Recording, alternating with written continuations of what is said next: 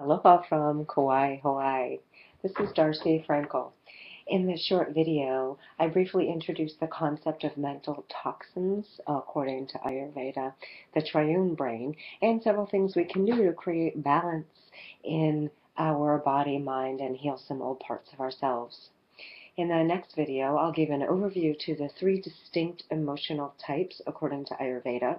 And if you would like to go into more depth with that to look at your own body mind type, you should check out the 3 videos after that where I go into more depth into each emotional type. I talk about their physical, their mental, their emotional nature, characteristics, their gifts, their challenges, and ways to heal and create balance for your own unique body mind type.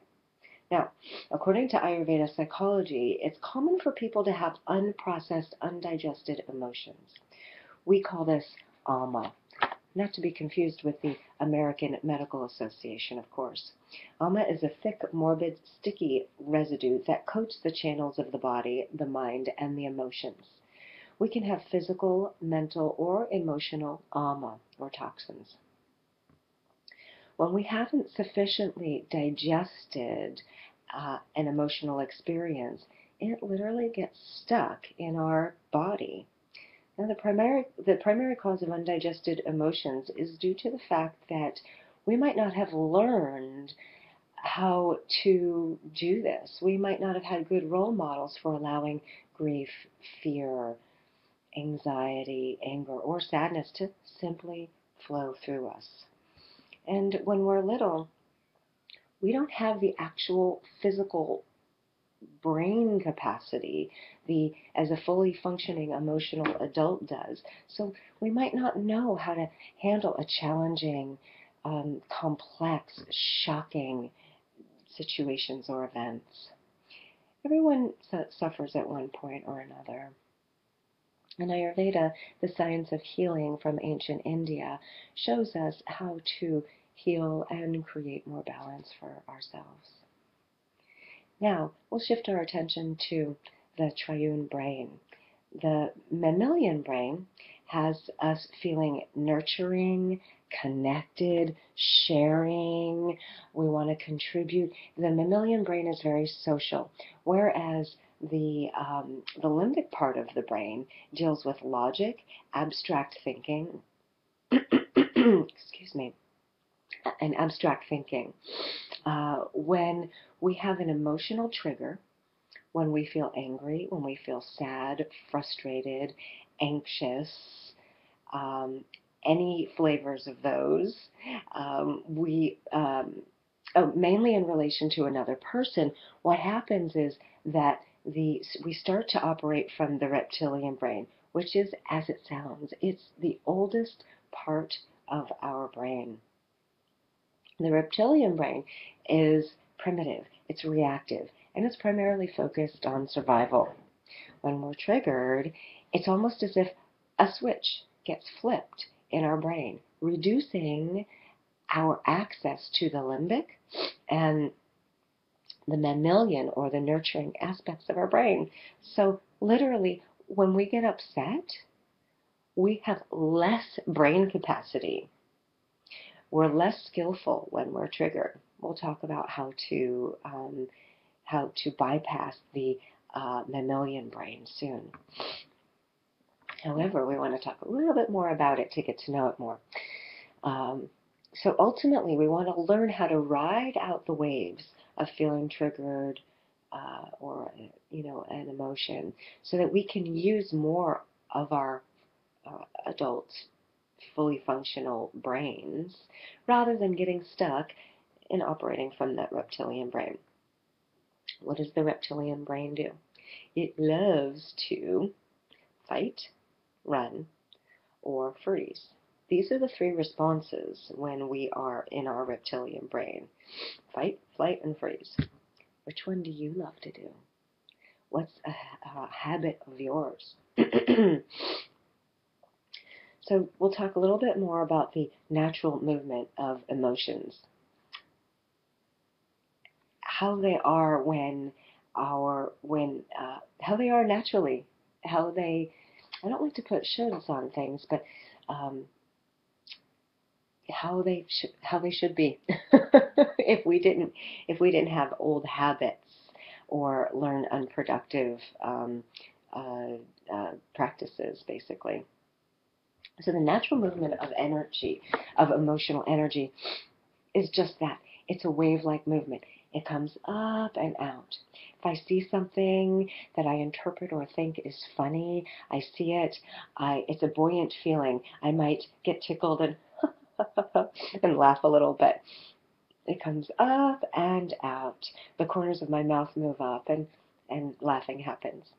Similarly, if I see, hear, or think about something that I feel upset about, that sensation rises up. Even though it's heavier, it has a very specific flavor, but it rises up. The corners of my mouth might turn down, and tears might come out. I'll breathe, and then that emotion changes and moves, and it's done.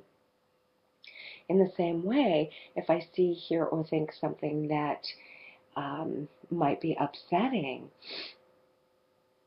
I might feel angry. A correlating heat and physical sensations happen in the body. There's a constriction, a contraction, thank you, happens. Yet there's still this upward rising. That heat might come up, my head, my face might get hot. Whew. And that's the wave of anger. Ayurveda teaches us that the body, the mind, and the emotions are intimately connected. Emotions are a physical expression. The body knows what to do. The body knows organically, naturally, how to express these things.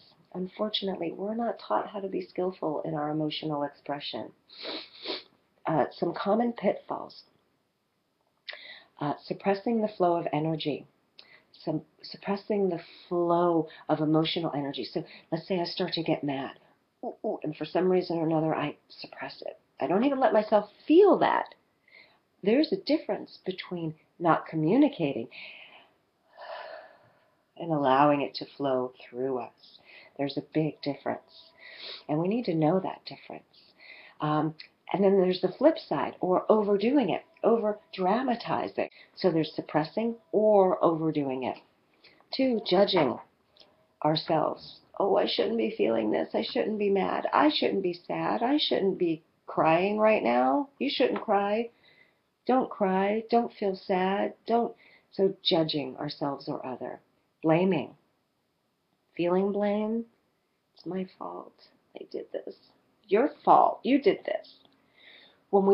Pitfalls, when we fall into this groove, we don't get to digest the emotion. So by doing these kind of knee-jerk, old, unskillful habits, we don't just get to feel and let the emotion move through us.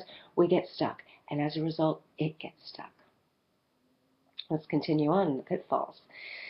I shouldn't be feeling this. Feeling uncomfortable with my feelings or somebody else's in some way. Sometimes people get afraid. If someone gets mad, they're afraid the other person, oh, you're mad, that means you might leave me, or you're mad, that means you might not love me, or I'm mad, I eclipse the love that I feel for you. Sometimes people aren't able to, I feel sad as I think about this, but sometimes if we have just a moment, a wave of mad, we're not able to stay in relation with another while we have that mad. So it's important to be able to stay in relation with somebody, and I'm frustrated, or I'm upset, or I'm mad in the moment. It's going to pass, and here I am in love with you the whole time. So there's a way to skillfully do that. The next one is telling ourselves something and believing it. Telling ourselves a story, or believing our self-talk and about that experience, and then believing it. The truth is, the body has incredible emotional intelligence. It has incredible emotional intelligence. And emotions are absolutely natural. just like other body functions. They come and go in a wave-like motion. If we can learn to simply allow them wash over us, they simply come and go, just like a verb does, rather than getting stuck and or creating more karma. In order to be fully functional adults, it really behooves us to learn healthy ways to experience, to feel, to observe, and communicate, if we need to, these waves of emotion, and unlearn old, unproductive habits, which might keep these emotions stuck. So, here's some suggestions to help you digest emotions. As soon as you feel something, you want to notice and name when you're upset. The Buddhist tradition, they say it very well. They literally name it. You know, maybe they're sitting in meditation and they name, oh, anger, sadness. This is the opposite of letting the emotion be in charge. You're naming it. Oh, there it is. Hello, sadness. Hello, disappointment. There you are again. Oh, there you go. And then we're witness. So we want to witness and watch, be the observer of this wave of emotion rather than acting on it. Observe the subtleties and the qualities of what you're feeling as you're breathing. So we want to breathe. And as you're breathing, ask yourself, what sensations am I feeling? Where do I feel that? Do I feel contraction, constriction? Is it here? Is it in my belly? Is it in my hands? Is it in my head?